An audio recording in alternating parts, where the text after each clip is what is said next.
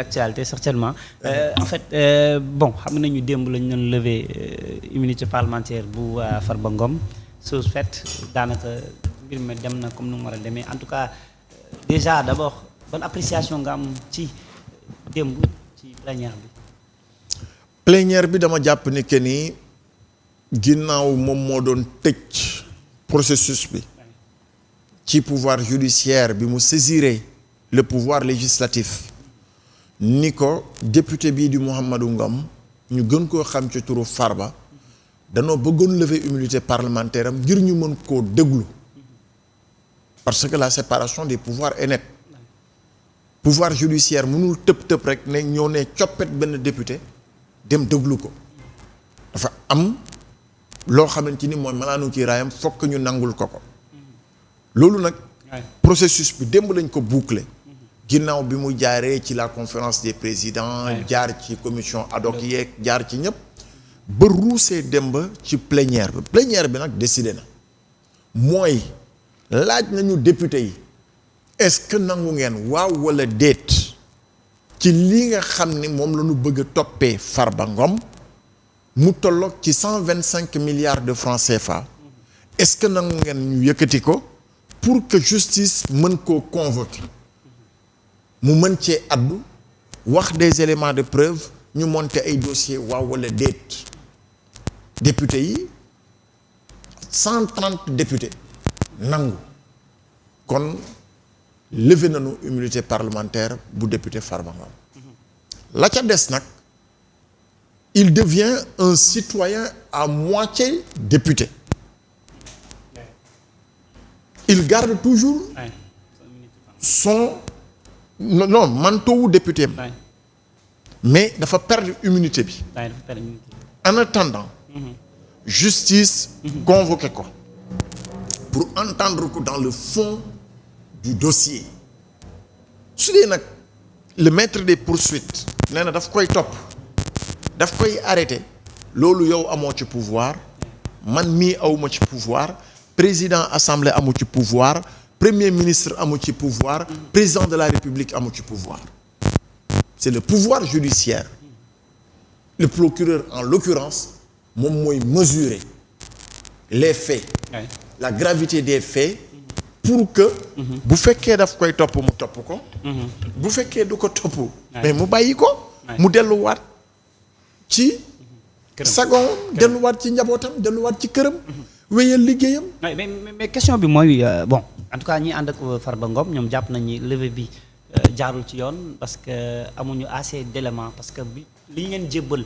ngir ñu saytu ko Aïssata Tall Sall sax moom moo ko wax nee na moom mu ngi doon demander rapport bi mais joxuñu ko assez d'informations par rapport ak levée immunité parlementaire bi puisque dañu basé wu rek ci rapport CENTIF est-ce que vous pensez réellement que député waroon nañu gën a am assez d'éléments balaa ñuy enclencher procédure loolu waxu kasaw la assemblée du juger ku dul juger nan lañ lay joxee dossier assemblée du pouvoir judiciaire pouvoir législatif la assemblée li ministre bi di def mooy la saisine saisir assemblée par lettre foofu la yem pourquoi transmettre le dossier bi nekkagul en instruction judiciaire kon nan la nit ñi di mënee am un dossier xamaguñu lan lañ koy toppee ñun ñëpp lu ñuy wax dégg nañu yaakaar nañu kese kenn mënulaa génneel un dossier physique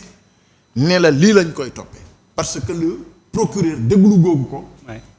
pour mën a élaborer effectivement en tant que maître des poursuites ci lan lañ koy toppee nee nañu rapport CENTIF bi nee na 125 milliards lañ koy toppee dégg nga au-delà association de malfaiteurs et cetera ñun ñëpp dañu waxee parce que man liiraguma dans les détails le rapport de CENTIF mais li ma mën a jàpp mooy les faits wala li nga xam ne jàppee nañu ni mën nañ ko toppee affaire koppar ci la man loolu laa mën a jàpp pour être prudent gis nga parfois la prudence elle doit être de mise dans nos analyses parce que tant que le procureur inculpé wu ni monsieur Farba Ngom vous êtes poursuivi pour les faits mu cité yow mënuloo ci xam lan lañ koy toppee lu tax nu di ko toppee kenn mënu ko xam kon nan la député yooyu bëggee am un dossier physique pour topp ko mënul nekk loolu mënul nekk maintenant nag bu fekkee dañuy politique nañ ko doxal ñoom d'une autre façon de faire de voir et d'agir mais bu fekkee ci yoon la ñu mën a jaar à l'état actuel le dossier kenn mënu cee addu dans les détails tant que xamuñu ni dañ koy poursuivre wala dañ koy libérer bu fekkente ne procureur déglu na ko mu ni ko sans waay li nga wax y a rien mais da koy lan la koy toppee. donc ñu ci dugalee débat politique bi déclaration Ousmane Sonko yu weesu yi est-ce que tamit gàkkatul maanaam nekkul moom mooy gàkkal mbir mi déclaration Ousmane Sonko yu weesu. mais pourquoi déclaration Ousmane Sonko mu mun koo gàkkal. tey ngay mujjee def politique tey ngay mujjee. ci ban contexte la ko waxee. lorsque le premier ministre baal ma ci lapsus bi du premier ministre c'était le président de PASTEF qui était en tournée tu me diras que identité boobu mënuñu ko dissocier avec l'identité du premier ministre mais man je fais la part des choses sur un terrain politique c'est un terrain politique bu ko waxee dans sa zone peut-être daf ko bëgg a déstabiliser. C'est des armes politiques c'est des arguments politiques Ousmane Sonko ñaata flèche politique la jot ci dossier yu dul jeex dossier Adji Sarr yeneen dossier yàlla dimbali ko may ko kattan mu résister ba mu assurer sa survie politique yàlla dimbali ko ñu dem élection présidentielle mu am ndam ci kaw ñi nga xamante ne jàppoon nañ jamono ñu jooju dañ ko doon tuumaal di ko yàq ak di yàq deram. D'accord mu nekk au pouvoir tey bi mu nekkee au pouvoir mais moom bu dee dafay politique di outil assemblée pour que ñoom ñu nekk fa majorité mu dem tourner partout est-ce que dégg nga fenn fu mu dem mu ni diw tey ngay mujj def politique. mais il a sa communication politique ni ab koo xam ne dafa yor riiti kase tey nga nar fi nekk milliardaire ñoom ñëpp bu ñu faloo dinañ leen teg ci yoon Ousmane Sonko yàgg na di gaaral Farba Ngom aussi. mais ci xaalis bu bëri bi mu am. déggoo ma de dama ni la. gis nga déclaration politique Abdoulaye Wade mosoon na taxaw mu ni ndaw yi alkaati yi bu ñu leen dóoree bu leen daw jël leen ceenu vélo c'est des déclarations politiques pour hargner les troupes loolu kenn mënu ko bañ bu demee ba feefu Farba moom moo am des éléments yu muy mesurer dinañ ko jox balaa muy dugg ci le Fouta mais écoute telle zone tu es fort telle zone tu es faible telle zone il faut tel discours loolu je pense que c'est conseiller en stratégie politique dinañ ko wax bu demee mu ni kon man argument bii laay jël pour affaiblir ko kan moo ci mën dara teewul il l'a réussi ou pas résultat yi bi mu jeexee kan moo fa gagné Farba moo fa gagné kon loolu du argument boo xamante ni dañ ko war a mën a jël à mon avis je peux bel et bien me tromper ñu mettre ko au devant gis nga les arguments politiques li Ablaye Wade waxoon ça n'engage que ceux qui y croient les arguments politiques les débats politiques et les engagements politiques ku ko gëm yow la engagé ku ko gëmuloo ko maintenant bu président Pastef demee ci terrain boobu ak moom lan la ko nit mën a reprocher je ne vois pas c'était sur un terrain politique li ma doon bañ te amul mooy mu ñëw toog primature institutionnel mu yëkkati discours bi ni mel bu boobaa dinañu ne il n'a pas fait la part des choses parce que lui en tant que premier ministre il n'est pas maître des poursuites il n'est pas ceci il n'est pas cela mais fi mu ko waxee foofu la ko war a waxee d'accord mais aussi tamit bon marche pacifique bi ñu annoncé bi ñu defoon sax d'ailleurs ñu gis ni leader yu bari bokk ci takk wàllu dem nañ fa yëkkati ay kàddu mais chaque fois da ngay sentir ni dañuy wax Ousmane Sonko da ko bëgg a tëj Ousmane Sonko du ko tëj Ousmane Sonko nangam. yan leader nga ma bëgg a wax. Pape Malick Touré dégg nañ ma koy wax. Pape Malick. Pape Malick Ndour waaye. Ndour waaye. moom lan la woon. ministre. ci kan si Macky Sall. waaw kon jeex na ñoom ñoo berse ñoo bokk seen daara bu leen neexee ànd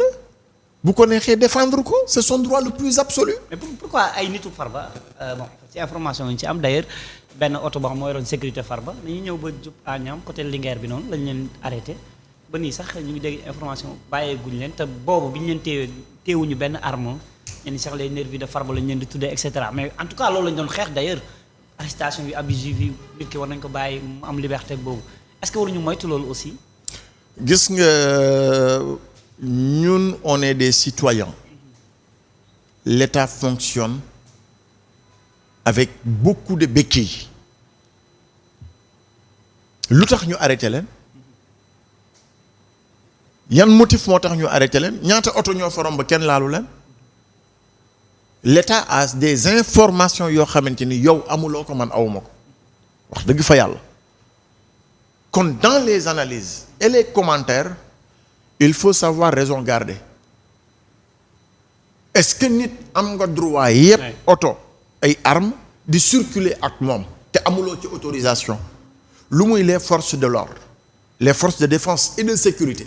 ñoom la yoon may loolu bu dee da nga ko ci fekk parce que c'est pas une information que j'ai vérifiée en profondeur bu dee dañ ko fa fekk c'est une faute lourde buñ ko fa fekkul mais dañ leen di bàyyi ñu dem doxi ji seen soxla comme tout bon citoyen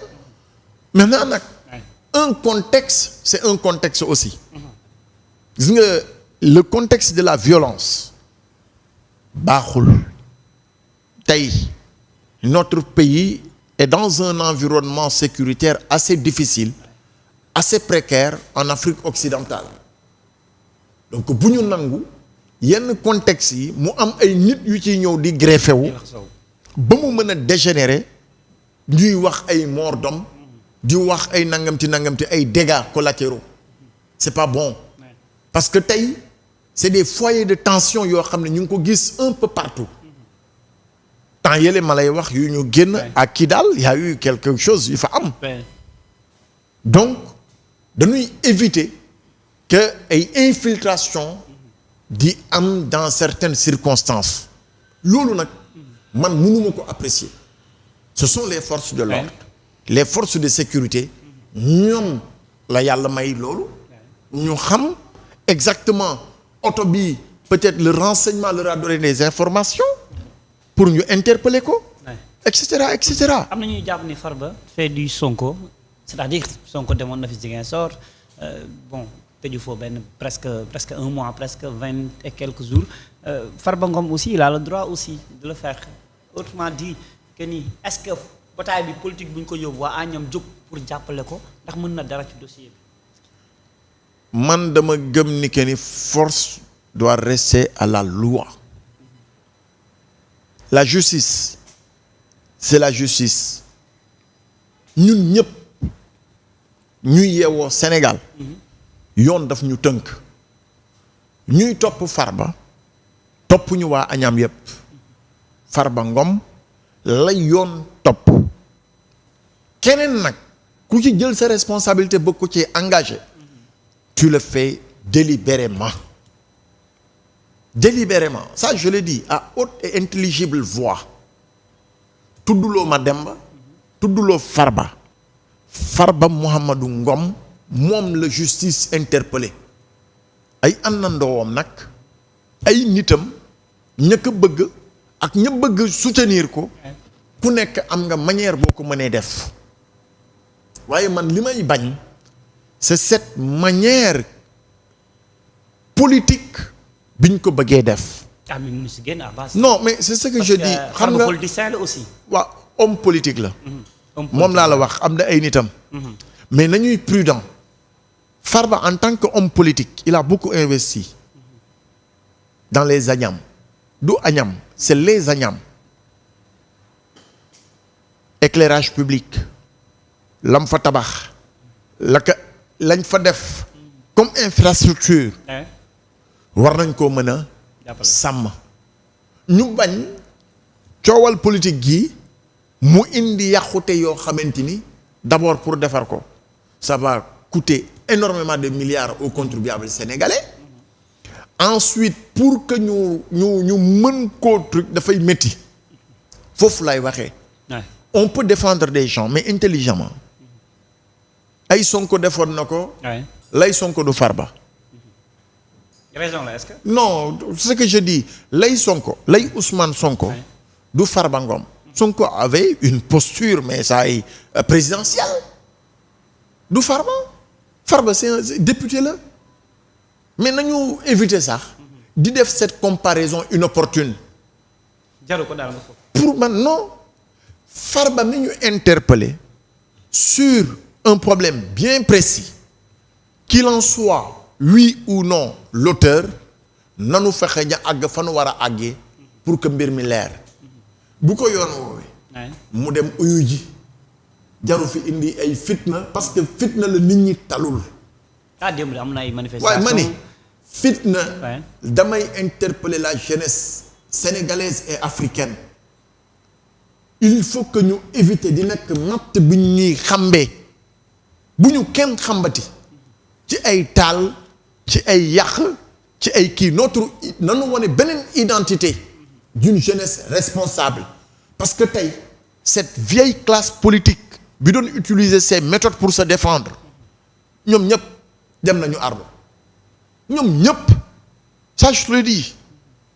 ña doon utiliser cette jeunesse là ma jàppoon ni que ni c'était une jeunesse malsaine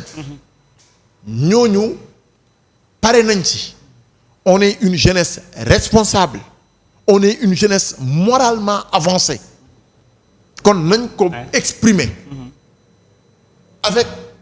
dans le respect des lois et règlements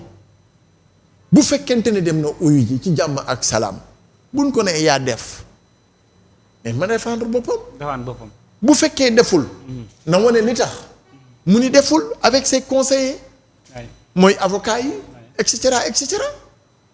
bu ñu demee ba ne dañ koy juger les avocats auront leur dossier dégg naa benn ci ay avocats am sax mu ni li ñu war a éviter mooy bu Farba tëddee ñu bëri dinañu tëdd. mais nañu doon 1000 personnes. si c'est une association de malfaiteurs mais que ces 1000 ay croupir en prison ñaanalu ma kenn prison wallahi azim parce que pour man. y a pas de prix à la liberté. ñaanalu ma kenn muy dem di tëdd ci kaso. cible en fait Farba moo nekk pion bi mais dafa am ñeneen ñu soxla parfois sax ñu wax ba tudd président Macky Sall ñu ni jamono bi muy assurer défense am et cetera. ba fi ñu toll nii may wax man dégguma ñu tudd président Macky Sall. man officiellement dégguma ñu ni le maître des poursuites. Macky Sall la convoqué. bis bu ma ko déggee. j'aurai mon avis. d'accord et je donnerai mon avis. d'accord mais fii nii ñu toll. benn nit laa dégg nii. moom la ñu interpellé mi ngi tudd Mouhamadou Ngom di Farba. na dem uyu ji. c'est aussi simple que de remuer le ciel ou la terre pour ne pas y aller par A ou par B. tu vas y aller. na dem.